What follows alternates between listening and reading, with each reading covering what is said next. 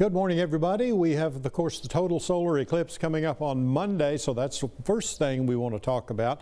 As we look at Futurecast, you'll see that there will be some cloud covered there for Sunday at lunchtime, but looks like Sunday it's going to be a pretty nice day. We'll even have some sunshine in the afternoon before clouds return overnight. And then by Monday at noon, this is a little less than 2 hours before the totality or the total time of the total eclipse for the area. And as you see, we expect to see some breaks in the clouds. Meanwhile, in deep East Texas, there'll be some showers that should start to move into that area. Going ahead for 1 hour to 1 o'clock, this is still, again, prior to the total eclipse.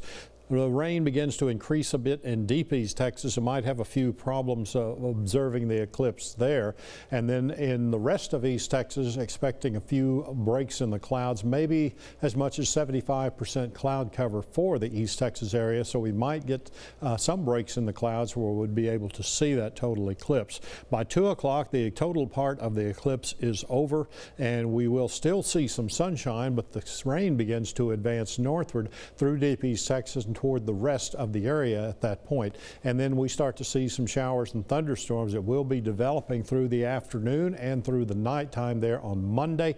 We'll have a possibility that some of that activity could be severe in the area. Same thing on Tuesday, as we have a slow system moving in from the west that's going to keep those showers and thunderstorms going, at least into Wednesday, when we'll have that possibility of more severe thunderstorms for Monday, Tuesday, and Wednesday. By Wednesday afternoon, pretty good coverage there, especially south of Interstate 20, of those showers and thunderstorms. This is the severe outlook for Monday, and this is mainly for the area Monday afternoon, Monday night. We'll have a slight risk of severe storms for all of East Texas, and all forms of severe weather will be possible. That would include large hail, especially, as well as some damaging thunderstorm winds, even some tornadoes and some heavy rainfall. Severe outlook for Tuesday still covers East Texas, as you can see, as well as large areas of the adjacent states there in Louisiana and parts of Arkansas and across the Red River in Oklahoma.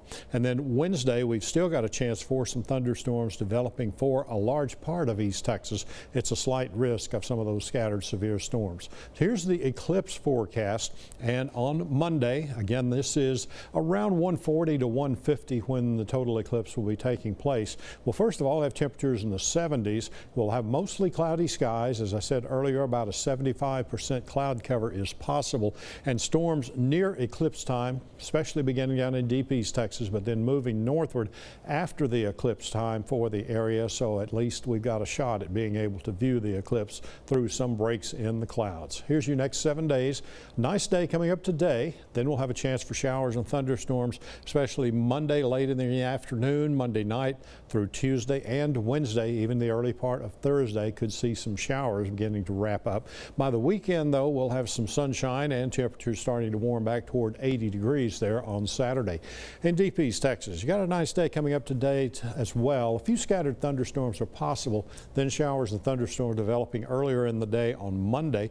Tuesday and Wednesday we'll have showers and thunderstorms, and as you saw earlier, a slight risk, even for deep East Texas, that some of those could be severe. By Thursday, Friday, and Saturday, though, we'll have more sunshine, temperatures starting to warm up back to near 80 degrees by Saturday.